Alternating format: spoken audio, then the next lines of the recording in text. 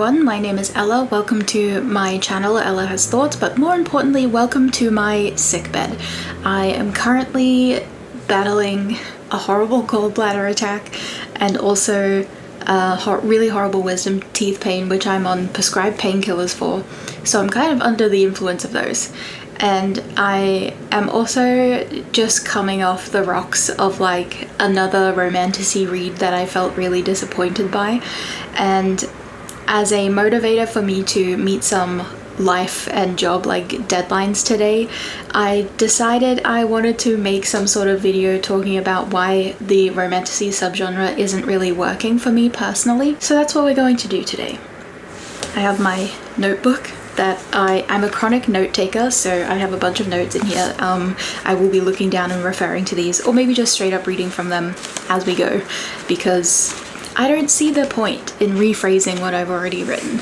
But to begin this video, I guess I'll just start by saying inside me there are two wolves. One of them is beefy and hungry for romantasy and really desperately wants to love it, because in theory it is quite literally the perfect blend of genres for me personally. And then the other wolf in me is also beefy, kind of sexy, but like also angry, because romantasy is turning out to not be the genre for me, and I'm just tired of trying new romantasy books that give me glass bones and paper skin and mean that every morning I break my bones, my legs, every afternoon I break my arms, and then at night I lay awake in agony until my heart attacks put me to sleep. Like, not to be dramatic, but I got a lot going on, okay? And romantasy is supposed to be for me. So one of the other reasons why I wanted to make this video is because in some of the really lovely bookish spaces that I am involved in, we quite often have very critical discussions about romantasy and what is or isn't working for us. And I always find those conversations so enlightening and also so very clever. So if you are someone who knows me or is in community with me, thank you from the bottom of my heart for being so willing to engage in all of these conversations. I really am just so appreciative of all of the clever thoughts and like just the ability to discuss these sorts of things, because as I will note later in the video, one of my points has to do with community and like the ability to, or not being allowed to, discuss things critically, which I think is important to my not liking romantasy a bit. But to begin this video, I do think that I need to have some introductory housekeeping things.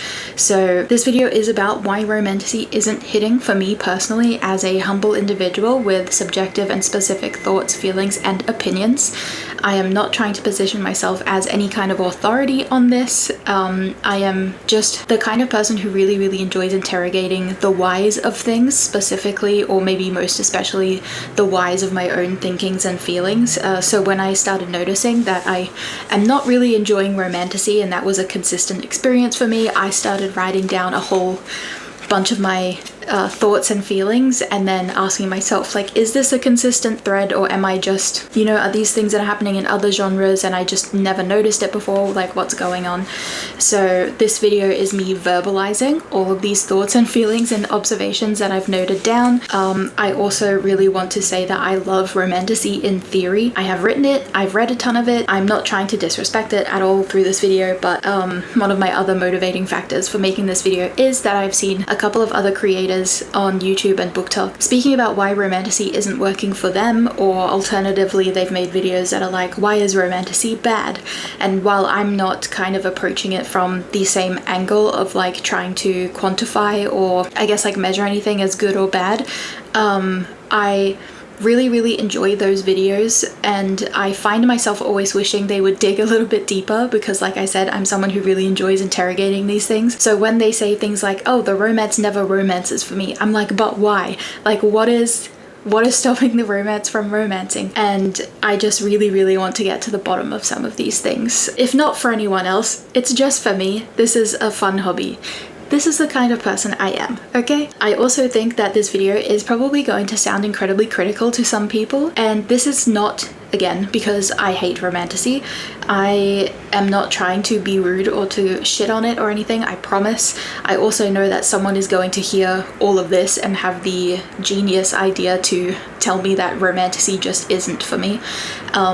to which I will reiterate, romantasy is the combination of the fantasy and romance genres. I love both of those things. This should be for me. And I would argue that one of my favorite books is actually what you could technically define as a romantasy. It was just published in like 2015, so it's kind of very, very different compared to the modern romantasies we're getting today. So I do actually think romantasy is for me. I'm also not trying to claim that all romantasy does all of these things that I'm listing. I am just going to be talking about some of my thoughts and feelings, okay? And I'm also not saying any of this is 100% objective fact for everyone or anyone else other than me, specifically one single person. In fact, here are a few I thinks, I feels, art is subjective, for you to take into this video on your journey to the end, so that I don't have to keep reiterating that a million times throughout this video. Also, lastly, I'm also not going to point fingers or name names or name fingers or point names. I realize for some people that my choice not to provide evidence or proof or anything like that is probably going to undercut some of my opinions here, because you also won't be able to see explicitly and directly what I'm talking about.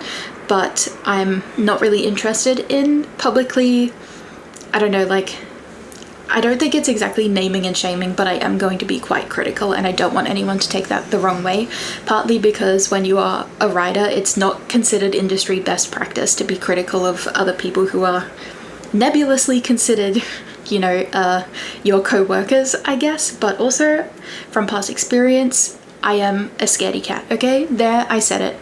Anyone who knows me and knows that about me. So I have, like I said, made a list of what I think are some obstacles to my enjoyment of romantasy. But before we get into the list of things, I think we need to first explore what the term romantasy means.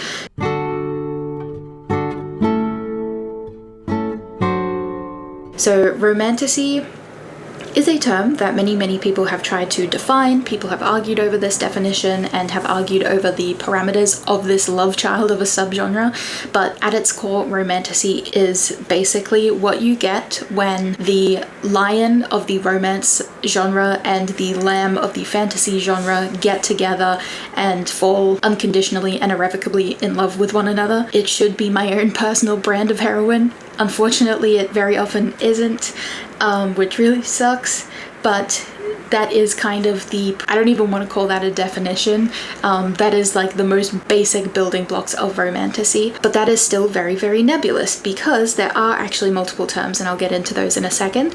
But author M.K. Lobb for Writer's Digest actually wrote an article about this once, and I think it's titled something like "What is Romantasy?" or what even is romantasy? I don't know. But they actually posited this as a question to the community and somewhere online, and they got lots of responses, and some of the responses were as follows. Romantasy is when the romantic and fantasy aspects of the story are equally important. Romantasy is just a romance book with a fantasy world as a backdrop. Romantasy is when the plot would fall apart without the romance. Romantasy is a fantasy plot with a central romance that follows romance book beats. And lastly, romantasy is just fantasy with spicy scenes, and in this context, spicy refers to sexually explicit. There are other terms, like I mentioned just before, such as romantic fantasy, which is like romantasy in that it's romance in a fantasy setting, but then there is also another term called fantasy romance, which is not exactly like romantasy. It's fantasy with a romance subplot, so fantasy first, romance second. So they're like siblings, I guess, in this weird family metaphor that I just decided to do.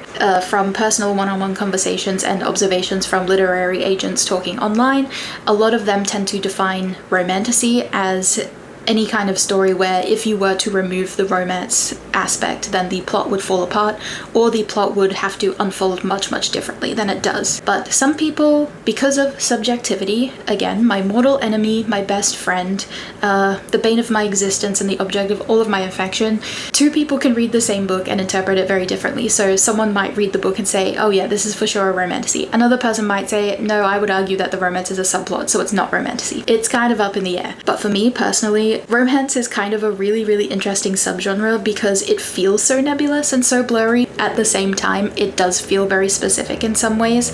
So for example, when I see a book being marketed as a romantasy, it doesn't actually make me immediately think, oh, it must be a fantasy setting with a romance in it. It actually brings to mind some very specific character archetypes, tropes, and even dialogue, such as when the male main character says, "Who did this to you?" So my first dot point for why romantasy isn't really hitting for me is the equation of fantasy plus romance, aka 2 plus 2 somehow equals 3.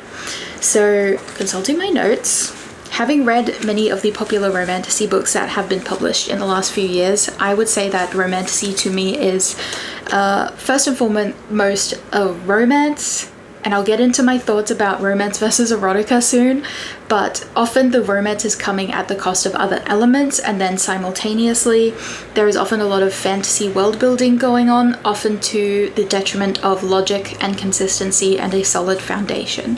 So both the fantasy and romance aspects feel a bit underdeveloped and used more like set dressing, or I don't know how to describe it, but you know, like when people are putting up a building and scaffolding. It kind of feels like scaffolding, but then like the actual house of fantasy and romance isn't being solidly built around it. So it ends up feeling like neither the romance or the fantasy is actually particularly meaningful in the story sometimes. So for example, just as a really, really basic and general example, the romance is used to constantly signpost to the reader that sex will happen between people, or that people will be getting together, even when it makes no sense to me personally. And the fantasy is the cool but oftentimes confusing world in which said sex or relationship pairing will happen or be stopped from happening. The romance often lacks the yearning that I really enjoy in romance genre books, while the fantasy often lacks the depth and specificity that I love about fantasy genre books. So in other words, a lot of the time I feel like romantasy is doing neither the romance or the fantasy very well, which is kind of disappointing to me personally as a reader. My second point is romantasy being oftentimes more like erotasy. So erotica, for anyone who isn't familiar, is a genre that centers sexual pleasure. Most often female sexual pleasure, I think, is the one that we probably all think of, although there are definitely other categories of erotica that obviously center different identities' pleasure. The sexual content is basically one of the big reasons for picking up these books, whereas romance is a genre that centers people falling in love and or getting into a romantic relationship.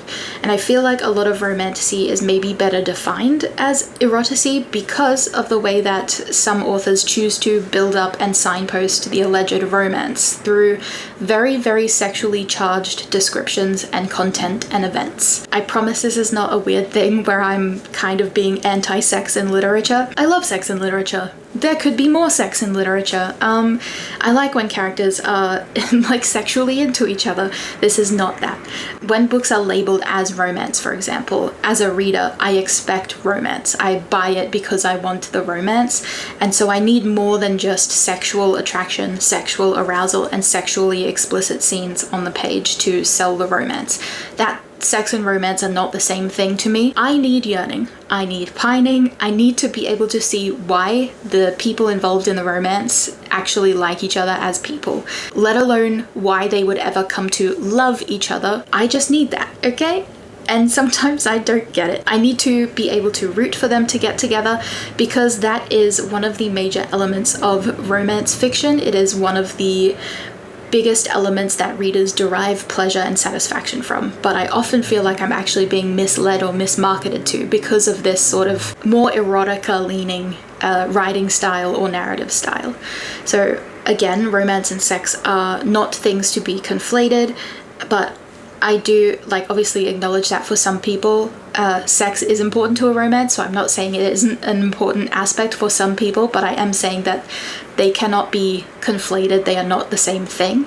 But I feel like in a lot of romantasy that romance and sex are being conflated in some ways, and this isn't just because the pairings, like the romantic people, will often be framed through hyperbolic desire, and these people will also use how aroused they make the other person as a measurement of their love or desire or willingness to be with them. And that feels very odd to me. So the other point that I have here is that a lot of the opportunities for actual relationship or like friendship building outside of sexual acts are often kind of left out, or when they do show up, there is this kind of persistent level of sexualization or even objectification sometimes that the characters engage in that come at the expense of this meaningful relationship building for me. And I really don't know how many times I've had to read a man or a male in these fantasy worlds wax poetic about the female main character, and this is supposed to be like, I really want you, I really love you, right? But the dialogue is always so sexually explicit in a way that makes me a little bit uncomfortable even, because instead of talking about what he likes about her as a person, what he likes about her personality, what he appreciates about her, anything like that, like about her personhood, oftentimes he is saying things about how hard his monstrous schlong gets when he thinks about her or when he looks at her. He'll talk about how if only she'd let him, he would, you know, have sex with her and make her scream, and he longs to taste or smell her hoo-ha. And like, oh, there are like so many things like that where I'm like, dude, but what do you actually like about her as a person? Like, outside of sex, if sex was off the table, what is actually drawing you two people together? That is always my question. And if I am reading a book that leaves me with that question, I'm just really not invested in the romance, and I actually find it a little bit uncomfortable, like I said, that the male main character kind of speaks in that way to the woman. But point number 3, sex scenes come at the expense of plot and character. So now I'm absolutely, again, not someone who is anti-sex at all in literature, and I'm also not trying to be like, trying to claim or persuade anyone that every sex scene must be doing double time, or that it must be multitasking, or that it must be giving me world building and plot things and all of that sort of stuff at the same time to earn its place in a narrative. I think sex can just be sex. I think that is so completely fine, but I do have a bit of a gripe with the way that a lot of sex scenes feel like they could be depicting any characters getting hot and heavy, because there is a distinct lack of specificity regarding the characters involved. So when I say it could be depicting any characters, I mean literally any characters. There is like a distinct lack of specificity regarding the characters who are doing the sexual acts in terms of their wants, their needs, and their worldly contexts. And this leads me to sometimes feel like a sex scene, or all of the sex scenes, are being handed to me with a really overly enthusiastic, and here is the smut you ordered, instead of it being like a natural sort of culmination of the events of the story, and also making sense within the world, and also making sense for each of the characters. So what I mean also by this, to get a little bit more specific, because as I said, I have written so many freaking notes about this, is that oftentimes in a sex scene, come the sex scene, if you will, oftentimes the man will just randomly start to be quite dominating and will prefer and start to initiate quite violent sex, and then the female character just coincidentally happens to like that. So there is no discussion of boundaries or ever any even small conflict or misalignment of wants and needs and desires when it comes to sex. And it's such a common thing for me to read that it makes these people feel less real and less specific. And it also kind of feels like I could swap out this romantic pairing with another romantic pairing from a different romantasy, and the plot and the stories would not be affected at all. I also think that sometimes this lack of character specificity causes me some confusion because of the specificity regarding their characters that is present earlier on in the stories. So what I mean by this is that I read a book where a female main character had trauma from being choked once, and then when she was engaging in the very first sex scene with the male love interest, he started to initiate choke play. There was absolutely no issue with this, even though it had been very, very clearly established that this female character had trauma regarding that specific act, but the only thought this female character had was basically that, oh, I know it was scary last time and I had trauma and I have nightmares, but like, it's okay when it's him, it's actually really hot right now. And I just didn't really find that comfortable or nice to read. And this is also not me trying to be like, I don't know, policing how trauma should be written or depicted, because everyone's trauma shows up in very different ways, but it just feels like a logical inconsistency to me in a way that pulled me out. And then I was thinking, hang on, like, when is this going to come up? Is there ever going to be a conversation about this? And there never was. There's also another book that I read where the male main character was imprisoned for a couple of centuries, hundreds of years, plural. And then the very first sex that he has is with the female main character. And he just so happens to be the best sex haver ever. And apparently he knows all of the right places to touch and all the right buttons to push when it comes to this female main character and all of this sort of stuff. And I don't know, that for me, I was just kind of like, this dude is 200 years plus out of practice. Also, he does not know this woman, has never had sex with her. Like, not everyone has sex in the same way or likes the same things, or has the same genitalia. Like, it just raises a lot of questions for me. And I do want to say that I acknowledge and I understand that part of the fantasy in the romance genre, or part of the desire of romance for a lot of people, is this element of two people working really well together and being really super compatible and things being easy and them not necessarily having to have those conversations or like boundary negotiations and stuff. But then it always leads me to wonder, why did the author choose to establish these character traits if the expectation was that when things come up when it would logically occur to you, you're just supposed to ignore them? I can't ignore them. I'm always like, wait, what about that thing that you said was important? And that realistically informs their choices and their wants and their needs. And then I end up really confused, and that again pulls me out of the immersion of the book. Point number 4 is archetypal characters. Now, this is not something special to romantasy, although I will say that the way I see archetypes pop up does feel specific to romantasy in some ways, because I do not set out to read the same types of stories or stories with the same types of characters or tropes or anything like that, but I am literally being stalked by shadow daddies. I cannot escape him. I need a restraining order. Okay? Is anyone else worried? Because I'm kind of worried. Kind of just makes me feel like he's literally chasing me through different literary worlds, and I'm not able to fully immerse myself in the new one that I'm reading because my brain is consistently like, oh, this is like that guy, and the other guy, and the other guy. This is the same man, and it's frankly creepy. I don't know if there's a conspiracy going on here where a bunch of authors were just like, let's write about this mysterious man. But I don't like it. And this does not just go for shadow daddies. Unfortunately, there are several character archetypes that keep showing up consistently in romantasy. One of them that I think a lot of us will be familiar with is the stabby female protagonist. Why have I read not 1, not 2, but at least 7 novels with the distinct romantic pairing of the broody, tall shadow daddy 3000 and the stabby, sassy female main character? It feels wild to me because this has never happened to me in the history of me being a big reader in other genres, so it felt notable. And then my other thought regarding this is that these characters are often so samey that, like I said, they could conceivably be plucked out of the story that I'm reading and then shuffled not 1, not 2, but a dozen romantasy books down the shelf, and nothing feels like it would really change because they have very few distinct characteristics that make them different from similar characters. I get this vibe also that romantasy is almost like a public domain space sometimes that a bunch of writers think they're free to take over and occupy worlds and characters that have been built by other people, which is really interesting. I get the same vibe as though it is fan fiction, almost.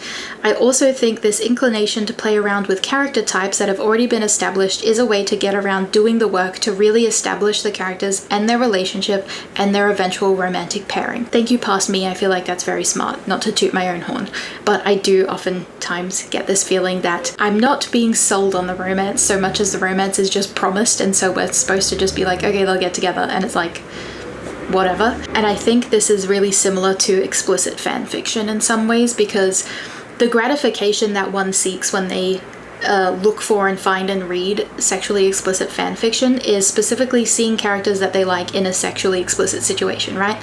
And I feel like some romantasy or erotasy, as I have previously argued, kind of does this. Sometimes I am also just generally really surprised at the extent to which some of the main characters feel so pointedly inspired by other popular and earlier published works. So TLDR, I get kicked out of the narrative when I'm like, hang on, didn't I just see you in that other book? Point number 5 is male love interest being sold to me. So what I mean by this is that for me, there is very often a feeling that the book knows that it's being read. The author behind the story knows the book is going to be read and is trying to sell me on the character. It feels very reader facing, and it feels like the book is kind of winking at me. And when it comes to the male love interest, I feel like the book often presents the male love interest in a way that feels like a sales pitch, like it's a list of details I as the reader am meant to like or find attractive, as opposed to the character in the book who will fall in love with him. I almost feel like a third wheel, I guess is what I'm trying to say in my notes.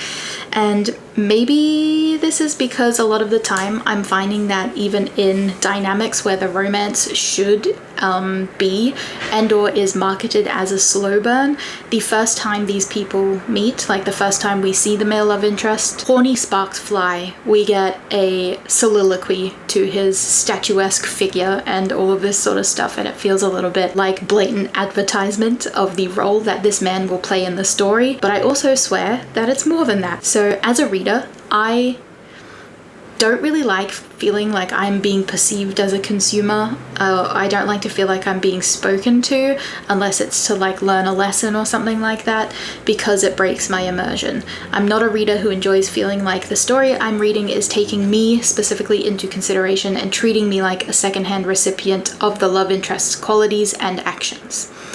I guess like I also don't want to be told that he's hot and perfect. I want to be shown why the POV character is perceiving him as hot and perfect.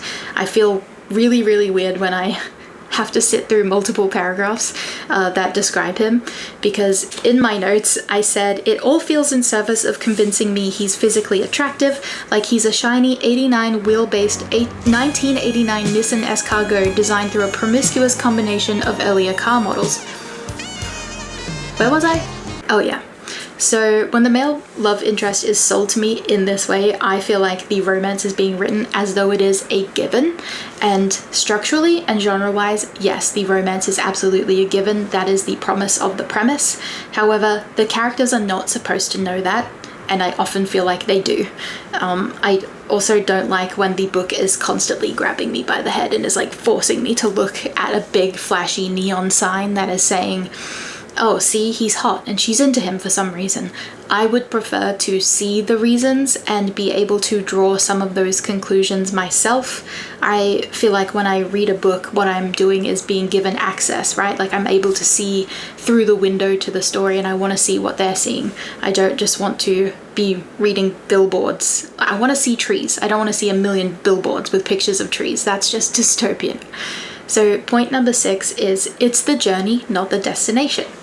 A lot of romantasy tends to miss this, I feel, and it's the fact that by virtue of being labeled a romantasy, readers of course know that some people are going to end up in some sort of romantic pairing at some point in some way. So what I want to see is how they get there. The end point is spoiled, or it is promised rather, so it is the journey to achieving that end point, that end romantic relationship in whatever form it might take, that I'm most interested in, basically. But so often I feel like the promise of the romance is overriding a lot of things, and for some authors maybe it's being used as a reason not to put in that effort to build up the relationship and convince readers that it is a viable relationship. And the same can be said, I think, for romantic tropes like enemies to lovers. The lovers part is explicitly promised, so the book kind of downplays the enemies part.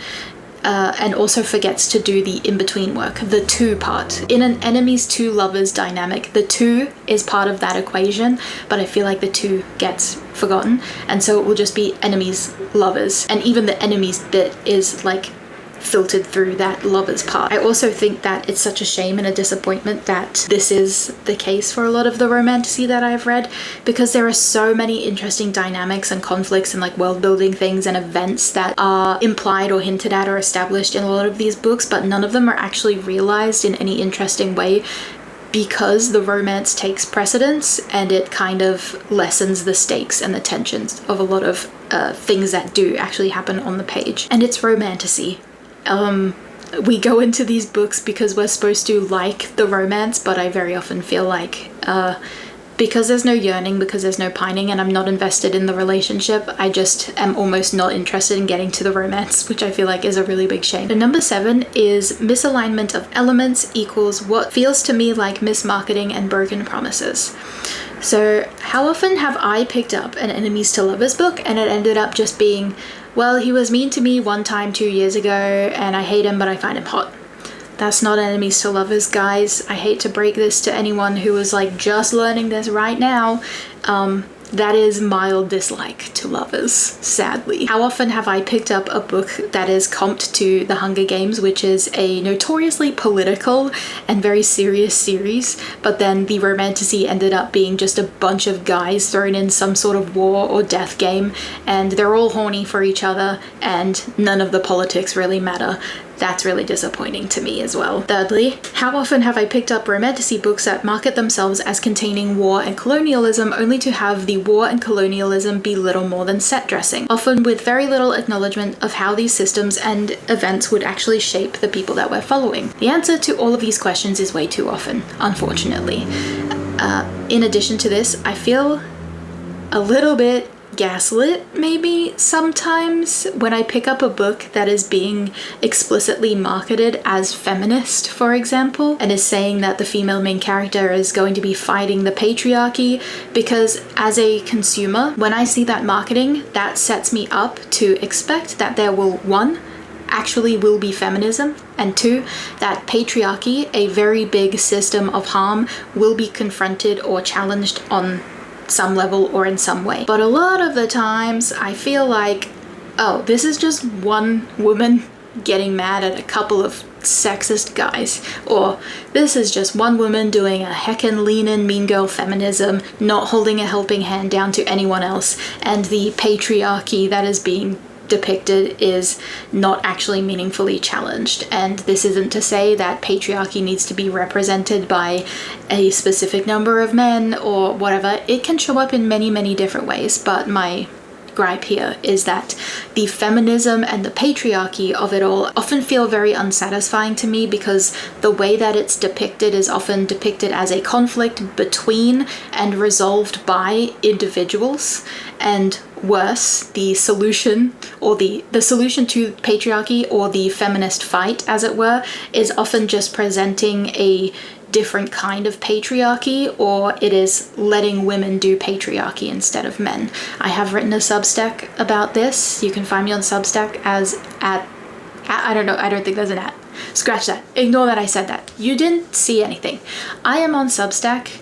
You can find me. My name is Ella Has Thoughts, the same as here on YouTube. I can't remember what the title is. I think it's Is Romantasy Feminist or Is It Patriarchy to Electric Boogaloo or something like that. Moving on, my 8th point for why romantasy isn't hitting for me sometimes is that serious themes or elements but unserious framing or exploration due to the prioritization of different story elements. So I can't really remember where I came across the phrase cosplaying oppression and imagining yourself as a rebel, but I do believe this came up in response, or it came up as part of a critical discussion about the way that some artists will take inspiration from the struggles and oppression of people of color, communities of color, and disabled communities for fictional reasons, but then in real life aren't actually supporting the things that would help us not be oppressed, which is really, really sucky. So I think essentially what this person was saying is that it was a critique of artists who like to write and create art about things like war,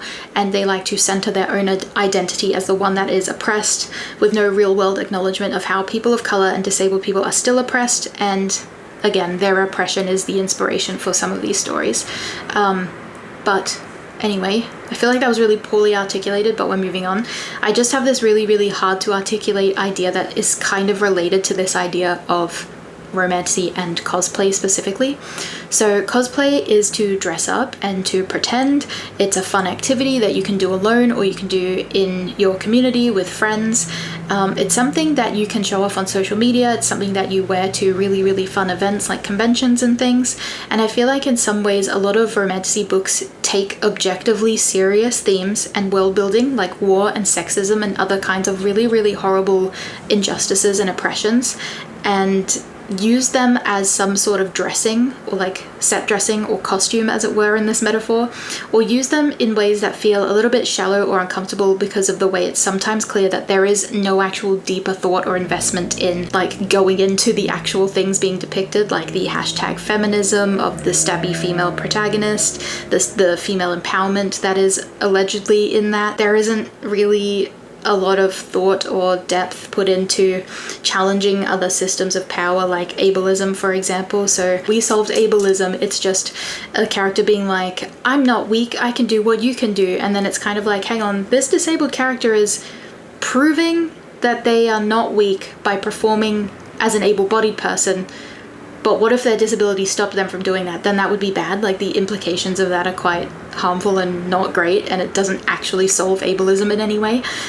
And then there's also the issue of challenging homophobia by having the one queer character fall into harmful stereotypes. That's something I come across quite often. And from my observations, it feels like there's a stronger desire to depict a strong female character than there is in actually engaging with the world building that the author set up.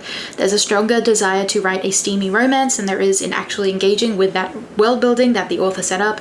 And it's also like there is a stronger desire to depict a hot sex scene than there is in actually engaging with the characterizations and bodily limits that the author also set up. I take issue with this a bit because I think it presents a horrible possible danger to readers who don't know any better, who are coming across these books labeled as feminist or being marketed as feminist, and there is always this potential danger that they will read these books and then internalize some of these lessons. I get especially worried about disability politics because that is where I am doing my advocacy and my research and all of that sort of stuff. And when I come across books that are being held up as like the pinnacle of disability representation and are, you know, making strides in for disability justice, but then I read it and it's all about a character just performing able-bodiedness and pushing through their symptoms, then I'm like, this is not actually solving ableism or helping to close the empathy and understanding gap between disabled people and non-disabled people. This is forcing a disabled character to act as if they belong in the system of able-bodiedness. Like, there is a distinct difference there that I think gets overlooked a lot. But this is not that video, and I feel like I've had to stop myself saying that several times now, but you can look for that in the future probably. So similar to what I said about the unspecific or the lack of specificity in regards to sex scenes, I feel like I'm constantly left with questions and a feeling of dissatisfaction. I feel a little bit weird because I'm constantly wondering, wait, you told me that the world is this horrible or does this thing and that it impacts the characters in XYZ ways, so why does it never meaningfully change? Why does it never meaningfully actually inform how the characters are moving through the world, other than when they have their hashtag girl boss moment? Why does the main character only help herself in the name of female empowerment and then helps nobody else when she's confronting patriarchy and talking about how patriarchy oppresses women, plural? There's just an internal inconsistency there that doesn't sit right with me. How are we ending up with stories that are critical of patriarchy or queerphobia or ableism, but which ultimately uphold those systems of power? Because what the author seemed to actually want to do was probably something closer to a power fantasy and a hot romance. This brings me to my next point, number 9. Everything is told through the filter of desire.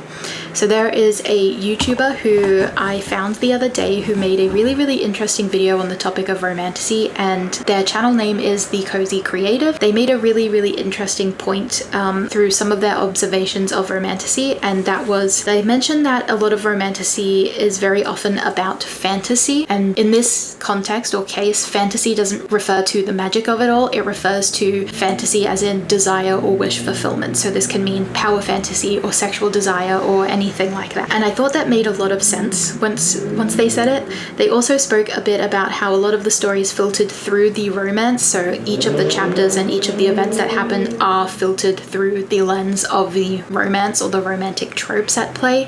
And I really, really agreed with that insofar as I think it gave me the vocabulary to put into words the same thing that I had observed and was feeling. But I also wanted to add or like expand on this idea that it's not always or like necessarily a romance filter.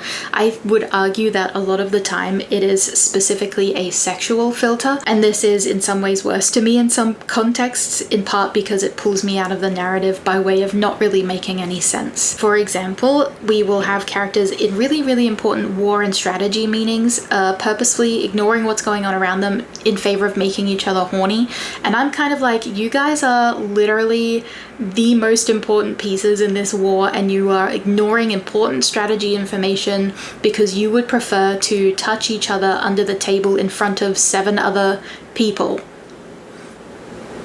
And there is no logic to this other than the fact that they are the romantic couple and they love getting hot and heavy all the time, I guess. My question then becomes, do you want to win the war? Like, what is happening there? Sometimes they're even getting hot and heavy in an active war zone, and I'm kind of like, is this allowed? And it's also not as though there are no ways to justify that happening in a story.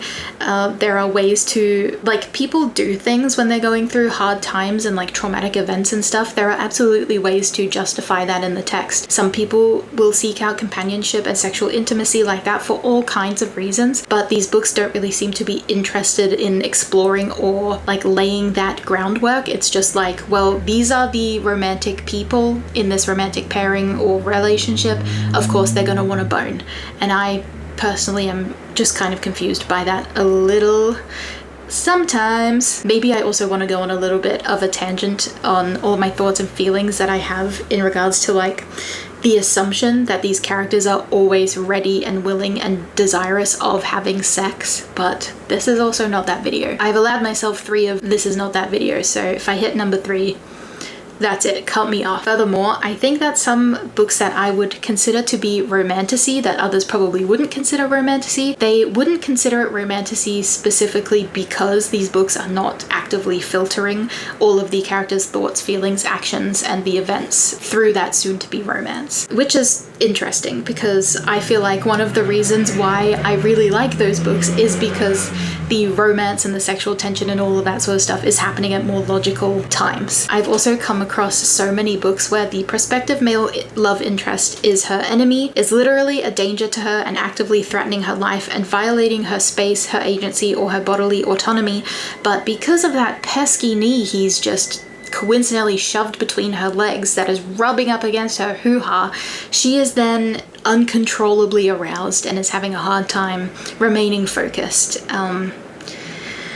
I don't like it. I always feel like I need to add the fact that there is something called arousal non-concordance, and that is when your body is doing all of the reactions of being aroused, but you are not actually desiring the thing that is happening to you or the thing you're thinking about. That is a very real thing. But in these books, it's not ever being framed like that. The horniness and the arousal and all of that sort of stuff is being used as a narrative tool to signpost that this is the person who will be on the receiving end of their romantic or sexual affection in the future. Hopefully consensually, but we never know. Point number 10. It's just a brain off read, or it's just meant to be fun. So this is more talking about sort of fandom perceptions and stuff, but I also do think this relates to how the books are actually written. So I think that romantasy often undercuts the potential for subversion and its alleged feminist or progressive nature by still adhering to traditional and quite exclusionary values, and even sometimes taking these exclusionary traditional values to new extremes. It often does this by draining anything that threatens these traditional values of their queerness, meaningful diversity, and even just there. So these straight relationships and dynamics are often very, very straight. some people will know what I mean when I say that. Queer subtext that is present in romantasy's forebearers, or in like paranormal romance and stuff like that, gothic romance even, is stripped away. The world building is often very gender essentialist, and I think that what is happening here is that some romantasy is seducing readers with the promises of feminist power fantasies and hot romances, but then the focus and the methods of achieving those things actually reveal quite an insidious and inadvertent loyalty to anti-feminist ideology, as well as traditional masculinity and other ideologies like racism, ableism, queerphobia, trans exclusion, and more. There is also this kind of hypocritical desire to claim the politics of romantasy being feminist because it is written for women, by women, about women. So this is something that people congratulate and something that people use to defend this subgenre with all the time. There is also a very big desire to applaud some authors for the political act of writing a diverse cast, for example, or a strong female character, for example, or I don't know, a disabled protagonist maybe. But then when people actually want to engage with those politics, suddenly that's a really, really big no-no. Suddenly book talk is meant to be a safe space that's apolitical, as if being apolitical isn't also a political stance. I have really struggled personally in book spaces where romantasy lovers are the predominant sort of people, I guess, in these groups, because quite often the way that I love to read, the thing that brings me joy is reading and paying really close attention to what's being said. And so when I bring up that something happened or something didn't make sense, or I'm asking questions about the politics, or I'm like, hey, this book is meant to be feminist, but it just has all the women be violent and enact like very traditionally masculine values, doesn't that kind of seem antithetical? Suddenly it's like, Ella, you're banned. Has happened to me, sadly. How long do I have to be silent till it gets awkward? Anyway, so moving on, I just feel like there's this, it is kind of a hypocritical thing, right? To be like, yay, it's feminist, yay, we're so happy with the politics involved, but then as soon as anyone is a little bit critical of the politics, it's like, no, we don't talk about politics here, we don't do that. These books are just a silly, goofy time. They're just meant to be fun. They're just popcorn reads. They're not meant to be serious. It's not that deep. It just feels very strange. And I also can't help but think about what the authors feel or how they react when they see really, really big fans of their work actively defending their work by kind of devaluing it, by saying it's just a brain off read, or it's not that serious, or it's not a masterpiece. Or the other one I've heard is, yeah, it's not a restaurant meal, it's a McDonald's meal, but it's a good time and it hits the spot. And I'm just like, I don't know, some of these things feel kind of inherently like they're kind of devaluing the work a little bit, which I think is a little bit ironic because it's being said in defense of said work, but what do I know? It's not much. Oftentimes these books also have war or political intrigue or women fighting the patriarchy, as I've mentioned, and there will be legitimately really, really dark stuff happening on the page, but sometimes even the books themselves don't actually treat these things with very much weight because, again, like for example, the romance will take precedence. It is the priority of the story, and that kind of feels a bit confusing to me sometimes. And I'm also often kind of left feeling really awkward, like that picture of Robert Pattinson standing awkwardly in that kitchen. I don't even know if it's his kitchen. That doesn't matter. Female main character number 86 will be doing a mean girl feminism while leaving every other woman in the dust behind her, and I'm like, wait, what happened to fighting the patriarchy? What? Didn't you say you were gonna do that? I'm so confused. I don't know what any of this is, and I'm scared. I also have in my notes here, go to hell is basic. I hope your next romantasy read that says it's about feminism, fighting the patriarchy, and has a diverse cast is actually a book about hypersexualized men of color, exclusionary mean girl lean-in feminism, racial and ableist stereotypes. That is terrifying. It's possible. And point number 11, the natural segue, is diversity issues. This is not an issue that is specific to romantasy. I know, as a long-time reader, literally every genre I feel like has this issue, but even though it's fairly obvious, I'm going to talk about it a little bit. It's the fact that romantasy is not only very heterosexual, it's also very allosexual, to the point where it is straight up erasing and denying the existence of aro and ace people or identities, as well as trans people. A lot of these stories also very often rely on explicit bio and gender essentialism in the world building, if not bio and gender essentialist narratives and beliefs. This is what I'm referring to with bio and gender essentialism is the whole male-female of it all, where then my next thought is when everyone is defined by their genitalia or their assigned gender at birth, it implicitly excludes the existence of anyone who doesn't fit that social system. So for example, anyone who is non-binary, gender fluid, or transgender, for example. Then there is the whole predatory nature of males going on, the animalistic desires, the way that men will often be framed as predators, like with predator imagery such as wolves and stuff, and then the female characters will be like, I don't know, deer or hare or something. Very interesting dynamics going on there. There is also the way that many male characters are super dominant and powerful and able to practically tackle bears. They are like the fantasy version of an extreme hot hunter-gatherer. Sorry, I just randomly thought of Night at the Museum with the Neanderthals wanting fire, and it made me laugh. So a lot of these romantasies also rely on able-bodied world building and hyper-able-bodiedness. The female main character very often transcends and shucks her less able human body to become a fae or a vampire or some other non-human thing. Or alternatively, she sometimes discovers that she has been a non-human thing all along. Hashtag not all romantasies, but I have observed this happening a lot. The supernatural creatures all have extreme strength and endurance and heal from what would be disabling injuries on a human, and also because these supernatural creatures have magic and like magic healing and stuff, very often they are able to also heal the humans of those disabling injuries as well. I hope all of that makes sense, and I hope that it's clear that what I'm saying is this is a genre that is fantasy, and yet it feels like a lot of the common tropes and narrative choices and world building choices are quite exclusionary and very limited, which I think is a real shame. And just, this is not a point, this is just a thought, and that is, I think that someone could look at several of these points and maybe make some connections here that I'm not making right now, because I think that a lot of these points actually link up or are related to each other in some sort of chain, but I don't have the brain for this right now. I'm just putting it out there to someone, maybe even possibly future me, that could possibly be interesting. But point number 12 is the writing, in parentheses, quality, style, accessibility. I promise guys, I'm not trying to be elitist or weird with this point at all. I'm also not trying to say that anything is good or bad. When I do writing critiques and workshops, I really try to avoid judgment-based critiques and feedback. Like, I try to avoid saying this is good, this is bad, because I'm very, very hyper aware of the fact that this is all subjective.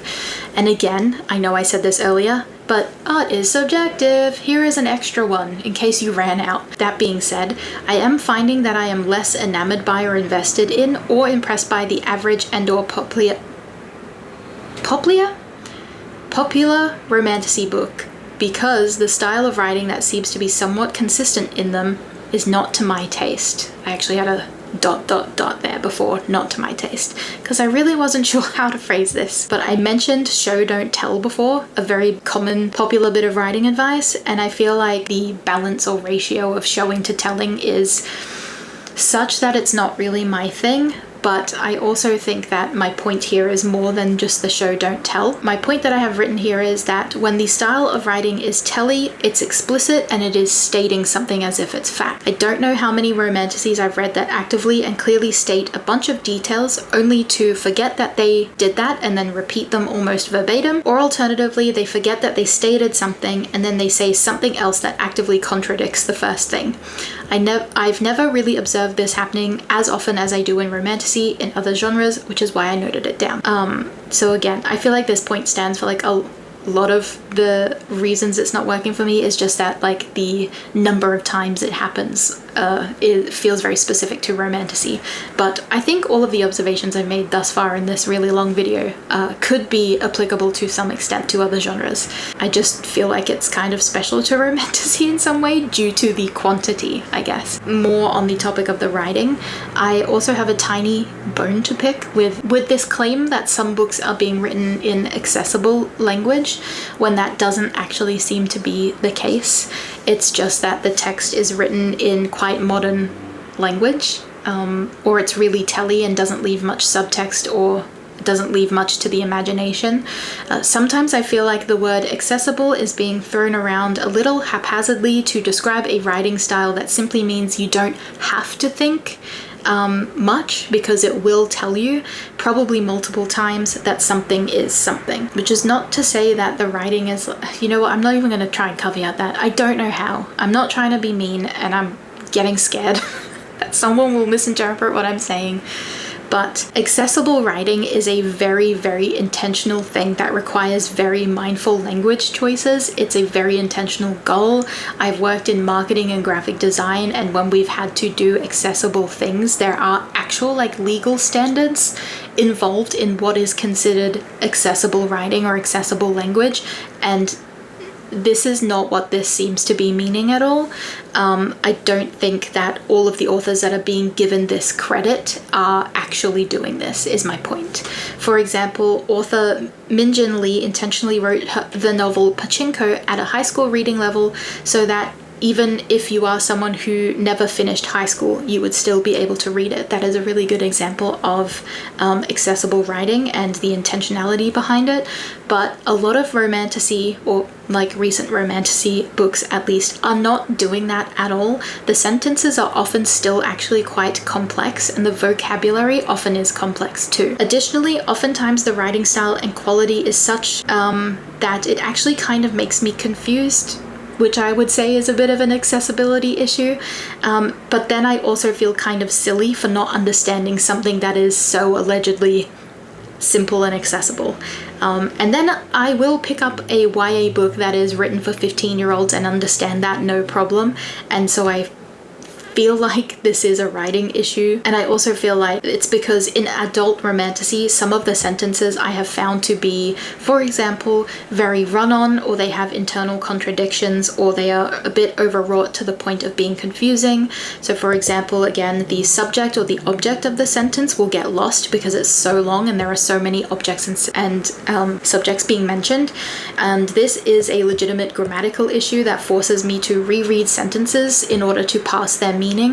I didn't have a note here about editing because these legitimate grammatical issues are something that an editor should catch, and it seems like either they aren't catching them or there isn't, you know, editing happening to a good standard, or it's just not happening at all. Who is to say? Also, at the risk of sounding mean, the clumsiness that is inherent to this kind of writing kind of calls attention to itself, and so I am not able to engage in the brain off reading because I'm constantly like, wait, I need to reread this. I'm also not finding it very accessible because I'm like, wait, I need to reread this, and that's confusing. I will also say that instead of showing the world building or breaking it up into digestible pieces where it's relevant in some way, I have noticed a particular thing where authors are more inclined to just give readers entire paragraphs of world building with no real logical connection to what's actually going on, or no specific meaning to the character that is delivering the information. So I'm kind of like, this is a lot of information to be feeding me at once with absolutely no indication of relevancy, and I'm kind of like, what is it? Just feels a bit unnatural. It doesn't feel very nice to read for me personally. Also, quite often this is about consistencies and, you know, this misalignment of like content and promises that I mentioned earlier. But quite often I feel like I'm being told a character is smart, but then I'm constantly 2 steps ahead of them, and I don't consider myself to be like a particularly smart person. And I'm also wondering why they don't understand what's going on when they have quite literally lived in this world longer than I've been reading the book. That to me doesn't make any sense. Furthermore, the writing will tell us one thing, that someone has some sort of trait, but it doesn't really seem interested in showing that trait or having that trait really inform the choices that that character makes. A consistent problem that I have is that the telling sometimes feels like lies. Liar, liar, pants on fire. For example, smart female main characters make illogical choices that make no sense to me given the information we both have. Compassionate characters will not hesitate to harm someone even when harm hasn't been called for, and they won't think anything of it. And male characters are described as nice or good guys, but they are constantly violating the female main character's boundaries, autonomy, agency, and physical space. So that just screams no. But that kind of rounds out my point. Hooray, we've made it. We're an hour in. But to round out the video, I really did want to, I made a list of some of the things that I like, or I could like, or that I appreciate about romantasy, so we leave off on a positive note. So I adore the concept of romance and fantasy together. I think it has so much potential, and there are authors out there already doing some really, really amazing work in this field. I also like when women get their bag. Are there some bags that I am extremely critical of being got? Yes. Yes, there are. But I do think, I guess, this is a really, really nice improvement from like a couple of decades ago when women were really, really vastly underrepresented and underpaid. There are several romantic fantasies that were published before 2019 that I really like and enjoy, which I think goes to show that the genre can be a little more diverse in terms of structure, magic systems, world building, and depictions. It's by no means a genre that is as limited as it might seem in more recent years. Lastly, I love the way the name is a double entendre standing for small cargo, and also sounds like escargot, which is the French word for snail. Like that's... no, sorry. I started talking about the car again, my bad. So anyway, those are all of my thoughts on why I personally, me specifically, Ella of this YouTube channel, as a humble individual with my specific thoughts, feelings, and opinions, I'm struggling to love romantasy at the moment. Again, not shitting on the genre at all. One of my best friends is a romantasy. I don't know if that joke is insensitive. I'm sorry, I take that back. I am really, really eager to find a romantasy book that gives me a piggyback and tells me that I better hold on tight, spider monkey. And again, you know what? I'm really sorry. That's 3 Twilight references. And this is all because I had finished reading a paper on Twilight and Gothic literature. And so I just have Twilight and Gothic literature on the brain.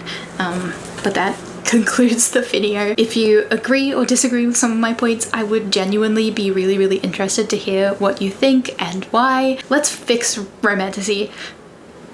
Maybe I regret saying that, I don't know. Let's just talk. Let's talk about romantasy. I really don't know how to sign off these videos without it being incredibly awkward, so I'm just gonna hang up on you guys. Okay, bye!